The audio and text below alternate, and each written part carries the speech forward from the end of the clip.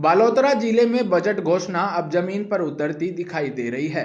रिको औद्योगिक क्षेत्र की फैक्ट्रियों से निकलने वाले रासायनिक पानी को 18 एमएलडी आरओ प्लांट में साफ करने के बाद वापस फैक्ट्रियों तक भेजने के लिए लगभग 17 करोड़ रुपए की लागत से 20 किलोमीटर लंबी पाइपलाइन की स्वीकृति मिल गई है। इससे बालोतरा में लंबे समय से चल रही प्रदूषण की समस्या को बड़ी राहत मिलने की उम्मीद है। सीईटीपी बालोतरा के अध्यक्ष श्री रूपचंद सालेचा ने बताया कि पिछले बजट में ट्रीटमेंट प्लांट से साफ किया हुआ पानी उद्योगों को देने के लिए पाइपलाइन बिछाने की घोषणा हुई थी। इसके बाद सीईटीपी ने डीपीआर बनाकर प्रदूषण नियंत्रण मंडल को भेज दी थी, जिसके लिए अब बजट भी जारी हो चुका है। इस निर्णय से उद्योग जगत में खुशी का माहौल है। हो रहा है आरओ का, इसको वापस इंडस्ट्री को पहुंचाना है। पहुंचाने के लिए टैंकर की व्यवस्था एक बहुत ही ट्रैफिक पानी को इतना सप्लाई भी नहीं कर पा रहे, जितना पानी प्रोडक्ट आता तो सप्लाई नहीं कर पा रहे थे। तो हमने रिको से किया, फिर हमने आरपीसीबी में भी इसका अप्रोच किया और जयपुर जाके हमने रिको और आरपीसीबी दोनों में हमने प्रयास करके फिर हमने इसकी डीपीआर बनाई। डीपीआर में पहले तो हमने कहा था कि कुछ पेमेंट ट्रस्ट बयान कर देगा, कुछ आप कर दो। तो फिर हमारे चेयरमैन थे शिखर अग्रवाल जी, उन्होंने कहा था कि भाई आप ये प्रोजेक्ट बना के ले आओ, हम इसको एग्जामिन कर देते हैं।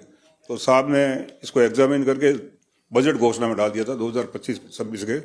माननीय मुख्यमंत्री जी द्वारा इस बजट घोषणा में इसकी घोषणा कर दी गई और घोषणा के साथ ही इसको क्रियान्वित करने के लिए आरपीसीबी ने बहुत प्रयास किए और हमारे चेयरमैन ने इसके लिए बजट जारी करने के लिए भी प्रयास किए।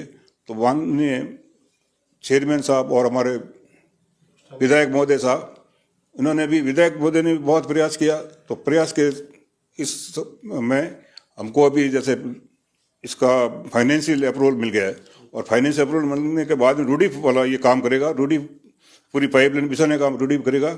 और हमने बालोतरा के लिए 4th फेज में एक नया प्लांट बनाना है और विडुजा प्लांट बनाना है, उनकी भी डीपीआर हमने पेश कर रखी है।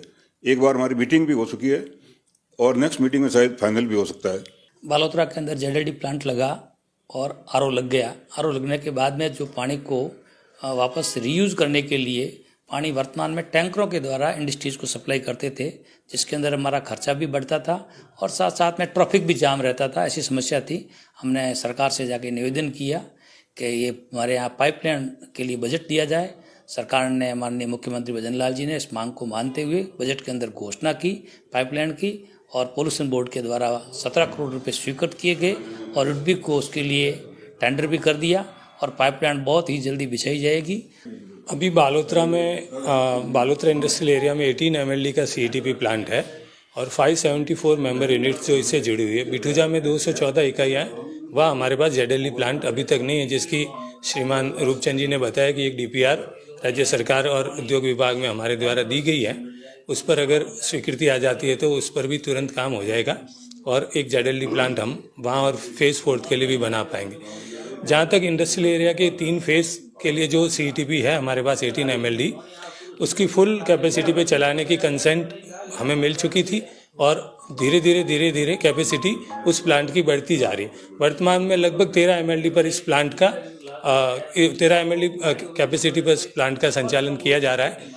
इस संबंध में एक और जानकारी मैं देना चाहूँगा कि लगभग 4 या 5 महीने पहले इस प्लांट को पूरा ऑटोमेशन पे चलाने के लिए हमने जीरो लिक्विड डिस्चार्ज, जो साउथ की तमिलनाडु की एक कंपनी है, उसको ये काम दिया गया था और वो काम ऑलमोस्ट कंप्लीट हो चुका है। अभी ट्रायल पे वो प्लांट चल रहा है।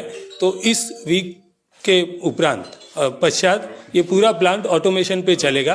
पीएलसी बेस्ड पूरा प्लांट कर दिया गया है और इस प्लांट से हम आने वाले समय में फुल कैपेसिटी पे 18 एमएलडी पे चला पाएंगे। ऐसी जल्दी चला